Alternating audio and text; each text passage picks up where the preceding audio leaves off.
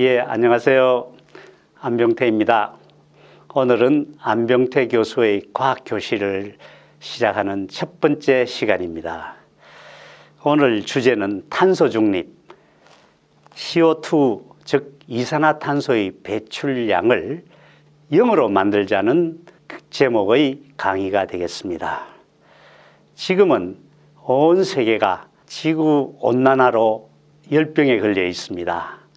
30년 이내에, 즉 2050년까지는 지구의 온도를 1.5도 이내 상승이 되도록 하자는 것이 목표입니다.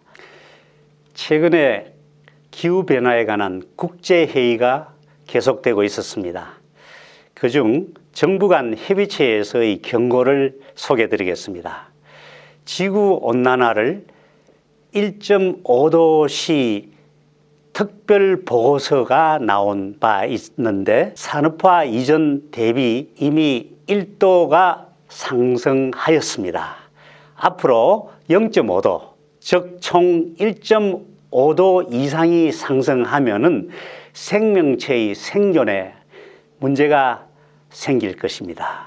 그래서 2050년까지 총 1.5도씨 이내의 온도 상승을 목표로 하고 있습니다. 그러면은 왜 이렇게 온도가 올라가는가? 이것을 한번 분석해 보겠습니다. 여러분도 잘 알다시피 우리가 생활을 하며 에너지를 사용하고 있습니다. 전기나 기타, 자동차, 운송 등등 이 모든 에너지는 지금은 대부분 화석연료, 즉 탄소를 태워서 탄산가스가 되는 반응에 의해서 에너지를 이용하고 있습니다. 에너지원으로 석탄, 석유, 목재 대신에 다른 에너지를 활용하자는 것이 목적입니다. 그러면 이때 발생되는 이산화탄소는 어떤 역할을 하는가? 즉 온실가스의 역할을 합니다. 지구상을 덮어싸고 있는 이산화탄소가 온실 역할을 하여 열 방출이 외부로 안 되고 있습니다. 그래서 지구의 46억 년 역사에서 그동안 온도가 2도 아주 특별한 경우에 그 이상 몇 도가 더 올라갔습니다만은 이것을 가지고 여러분들 역사의 빙하기라든가 또 빙하기와 빙하기 사이의 간빙기가 계속 되어 왔었습니다. 지금은 물론 간빙기죠. 여러분들 1도, 2도의 변화에 이렇게 엄청난 빙하기가 생긴다는 거 상상해 보셨나요? 여러분, 얼음이 0도씨에서 얼고 녹고 하는 걸 아시죠? 0.5도가 되면은 얼음이 녹고 마이너스 0.5도가 되면은 얼어서 고체가 됩니다. 완전히 1도의 차이에도 획기적인 변화가 일어납니다. 이것을 생각하면은 지구가 1도, 2도 더워지면은 어떤 현상이 일어날지 상상을 하실 수 있겠죠? 자, 그러면은 그 온도 변화가 어떻게 일어났는가 표를 보시면은 이 표에는 20세기 평균 온도가 약 1도 상승한 걸 아시겠습니다. 다음 그래프는 CO2가 증가하는 양에 따라서 또 지난 30년간 온도가 변화한 표입니다. 이것은 과거 30년간 꾸준히 대기 중의 CO2 양을 측정하고 또 온도 변화를 연관시킨 아주 세계적인 이런 과학적인 자료입니다. 자, 그러면 지구는 어떻게 되고 있나요? 결국 지금 점점 더워지고 있습니다.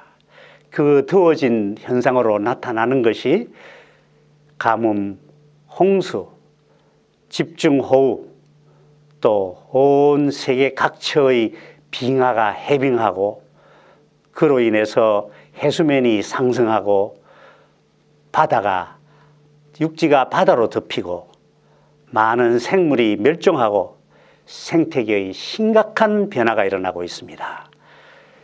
이 그림은 1980년에서 2020년 과거 40년간 북극해의 빙하가 어떻게 녹고 있는가 하는 사진입니다. 매년 한국 면적만큼 줄어들고 있습니다. 이로 인해서 도시가 물속에 잠기는 날이 다가옵니다. 여러분, 남태평양의 투발루라는 약 3m의 평평한 울릉도만한 크기의 땅이 지금은 물에 잠기고 있습니다. 자, 그러면 지금 현재 여기에 이것은 최근의 자료인데 세계과학자 14,000명이 기후변화 위급상황을 선언하면서 하루빨른 과학적 대처를 강조하고 있습니다. 지금 북극 빙하가 녹아내리는 사진입니다. 또 다음 사진은 왼쪽 사진은 킬리만자로 아프리카에서 가장 높은 이 6,000m 가까이 되는 만년설에 덮인 산이 오른쪽과 같이 눈이 다 녹아버리고 일부만 남아 있습니다. 또 무더운 더위로 인해서 가축이 폐사당하고 있습니다. 여기는 바다에 그 양식장의 물고기가 떼죽음을 당하고 있습니다. 이것은 1도 상승에 따라서 물론 상승 효과가 조금 더 위인 우리나라는 있습니다만은 지금 수온이 바닷물의 수온이 29도 이렇게 되면은 물고기가 못 삽니다. 그래서 양식장에 떼죽음을 당하는 이런 것들을 볼 수 있습니다. 그 다음에 여기 보면 이제 세 번째는 화석 연료 및 대체 화석 연료를 어떻게 대체해서 탄소 저감을 해야 하는가 그 방법을 한번 생각해 보겠습니다. 여러 가지 방법이 있습니다. 우선 몇 가지 방법을 한번 제안해 보겠습니다. 첫째, 태양 에너지를 이용하는 방법입니다. 물론 태양광과 태양열을 이용하고 그리고 태양전지를 이용하는 것이죠. 그 다음 두 번째는 수소 에너지를 활용할 것입니다. 그럼 어떻게 수소를 아주 많이 생산하고 할 것인가? 이것은 또 문제가 되겠습니다. 그것은 다음 이야기를 넘기기로 하고 또 세 번째는 원자력 에너지를 이용하는 방법입니다. 네 번째, 풍력을 이용하는 방법. 또 다섯 번째, 조수 간만의 큰 차이를 이용하여 조수 발전을 이용할 수도 있을 것입니다.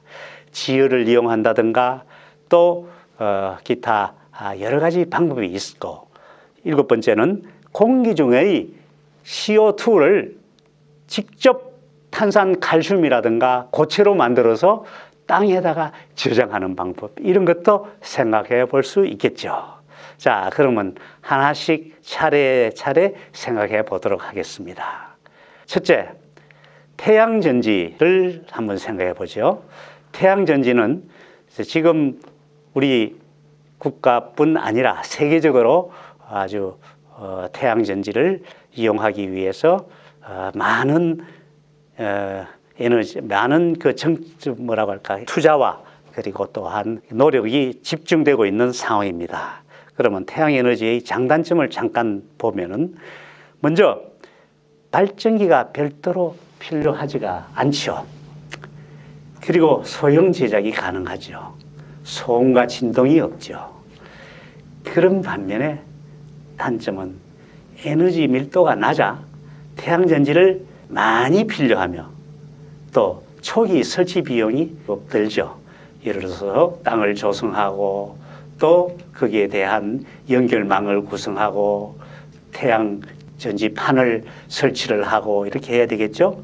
그러나 그것보다 더 큰 문제는 지역별로 계절별로 기후에 큰 영향을 받습니다. 그래서 또한 많은 상대적인 공간이 필요합니다. 자, 여기 잠깐 이걸 보시면은 우리 한국의 현실은 지금 현재 여의도 면적의 20배의 산림이 사라지고 있습니다.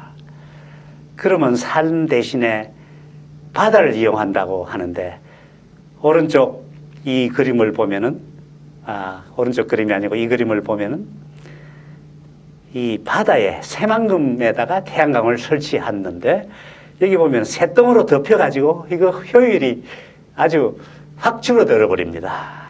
자, 그리고 그 외에도 여기에는 우리 한국은 상당히 그 여름에 태양이 많이 쪼이고 하지만은 겨울에는 태양열의 효율이 굉장히 낮습니다.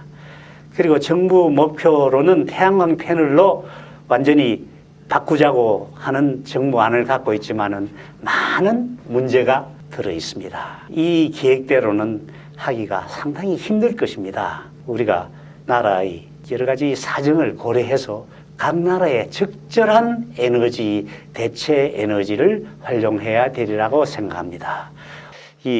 왜 이 목표가 어려울까요? 잠깐 한번 생각해 봅시다. 우선 많은 국토가 산림을 훼손해가면서, 즉 나무를 베고 그리고 태양광 패널을 설치해야 하겠죠. 그리고 또 바다에 또 패널을 설치하게 되겠죠. 자, 그러면 어떤 문제가 생기는가?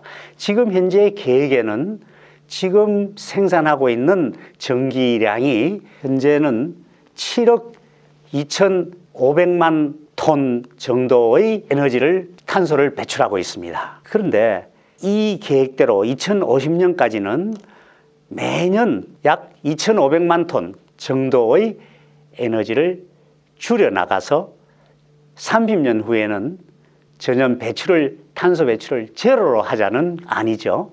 이렇게 되자면은 우리 대한민국의 영토의 약 7%, 그리고 서울 면적의 10배 이상이 전부 태양 전지 패널로 덮여야 합니다. 자, 그 다음에 또 문제는 이렇게 많은 토지, 땅을 이용을 한다 하더라도 이것으로서 대체 에너지, 원자력과 혹은 기타 다른 에너지가 없는 한에는 다 사용할 수가 없습니다. 지금은 풍력을 사용하고 있지만은 풍력은 그 일부만, 몇 프로 안 되는 일부만 활용이 되고, 앞으로의 계획에는 70%를 태양 에너지로 사용한다는 것인데, 현재 원자력 에너지가 30%인데 30%를 완전히 3%, 10분의 1로 줄이고, 현재 활용하고 있는 이 태양광 패널을 앞으로 여러 수십 배, 100배 늘려서 활용을 한다는 것은 기후 변화와 그리고 또 그때의 상황에 따라서 이것은 꾸준한 양을 생산할 수가 있는 것이 아니기 때문에 상당한 위험을 처할 수가 있다고 이야기 드릴 수 있겠습니다. 뒤에 또 자세한 이야기를 한 번 더 하게 되겠습니다만은, 오늘은 이로써 태양광 에너지, 태양열 에너지, 여기에 대해서는 마치겠습니다. 다음에 뵙겠습니다.